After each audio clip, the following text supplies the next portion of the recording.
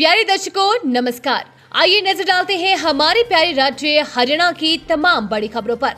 Video शुरू करने से पहले कमेंट बॉक्स में जय हिंद लिखकर हमें सपोर्ट करें। तो चलिए शुरू करते हैं। जरूरी खबर, डॉक्टर को अब बाहर की दवा लिखने पर बताना होगा कारण, सीएम सैनी ने दिए सख्त निर्देश। हरियाणा सरकार ने प्रदेश के सरकारी अस्पतालों में दवाओं की उपलब्धता और उपयोग को लेकर सख्त रुख अपनाया है। मुख्यमंत्री नायब सिंह सैनी ने स्पष्ट निर्देश दिए हैं कि यदि कोई डॉक्टर मरीज को बाहर से दवा लिखता है तो उसे ये बताना अनिवार्य होगा कि संबंधित दवा अस्पताल में उपलब्ध क्यों नहीं थी।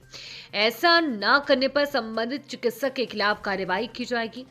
सचिवालय में स्वास्थ्य विभाग की समीक्षा बैठक के दौरान मुख्यमंत्री ने दवा प्रबंधन प्रणाली को पूरी तरह पारदर्शी बनाने पर जोर दिया। उन्होंने कहा कि अब सभी सरकारी अस्पतालों में दवाओं का record real time centralised portal पर दर्ज किया जाएगा, जिससे दवाओं की उपलब्धता पर लगातार नजर रखी जा सके। हरियाणा में पटवारी परीक्षा में फेल अभ्यर्थियों के लिए खुशखबरी, पास युवाओं को जल्द मिलेंगे नियुक्ति पत्र। हरियाणा में नवचयनित पटवारियों की विभागीय परीक्षा का परिणाम बुधवार को घोषित कर दिया गया है। कुल 2522 अभ्यर्थियों में से 2096 पटवारी परीक्षा में सफल घोषित किए गए हैं, जबकि 426 अभ्यर्थी असफल रहे। विभाग ने स्पष्ट किया है कि अभ्यर्थी इस बार परीक्षा में असफल हुए हैं, उन्हें जल्द ही फिर परीक्षा में शामिल होने का अवसर दिया जाएगा। सफल अभ्यर्थी अब नियुक्ति के पात्र हो गए हैं और उन्हें आगामी प्रक्रिया के तहत तैनाती दी जाएगी। वर्तमान में प्रदेश में लगभग 2700 पटवार सकल खाली पड़े हैं, जिन्हें भरने की योजना बनाई जा रही है। खाली पदों को भरने से राजस्व कार्यों में तेजी आएगी और आम लोगों को सेवाओं का लाभ समय पर मिल सकेगा।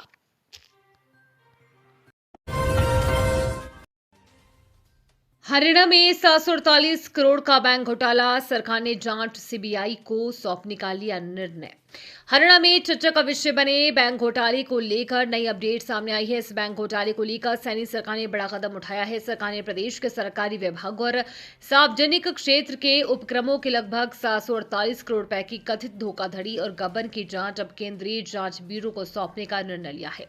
बताया जा रहा है कि राशि 3 निजी बैंकों IDFC first bank, AU smile finance bank और कोटक महिंद्रा बैंक के पूर्व वर्तमान कर्मचारियों की ओर से कथित रूप से हेराफेरी की गई है।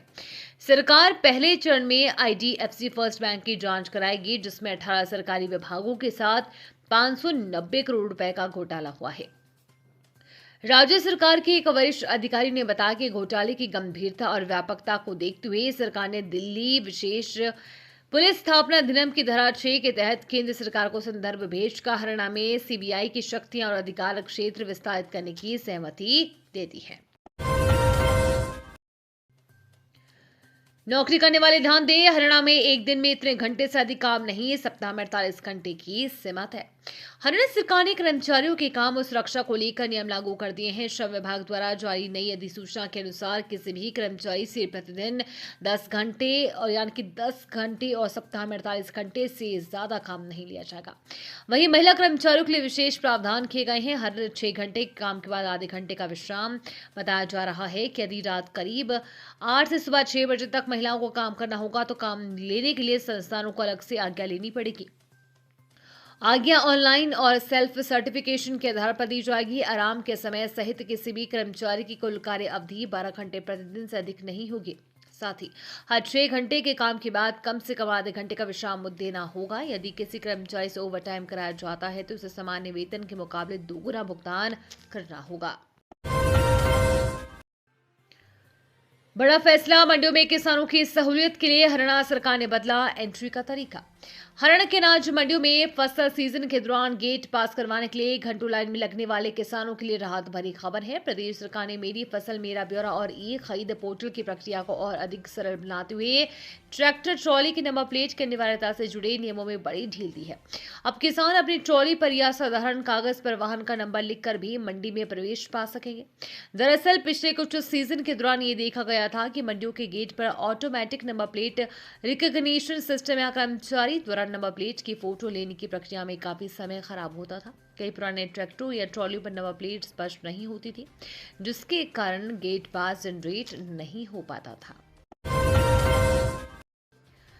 गुड़गांव में इंटरनेशनल साइबर फ्रॉड का भांडाफोड़। फिलीपींस से संचालित था गैंग नेपाल के रास्ते भारत भेजे जाते थे उपकरण। साइबर क्राइम थाना वेस्ट की टीम ने फिलीपींस कंबोडिया से संचालित साइबर फ्रॉड गिरोह का पर्दाफाश किया है। इस मामले में 5 अलग अलग शिकायतों पर कार्रवाई करते हुए पुलिस ने 5 केस दर्ज कर 5 आरोपियों को गिरफ्तार किया है। इनमें से एक आरोपी को पुलिस ने गत 22 मार्च को गिरफ्तार कर लिया था। पुलिस जांच में सामने आया है कि चीन, नेपाल, बिहार के रूट के माध्यम से अवैध उपकरणों की सप्लाई की जा रही है। पुलिस ने सभी मामलों में 15 sim box, 7 wifi Tapo, camera with human detection, 7 wifi router, 7 inverter, 42 battery, 29 Tapo wifi switches, 28 ethernet wire, 504 sim card, 1 railway ticket, China carton box बरामद किए हैं।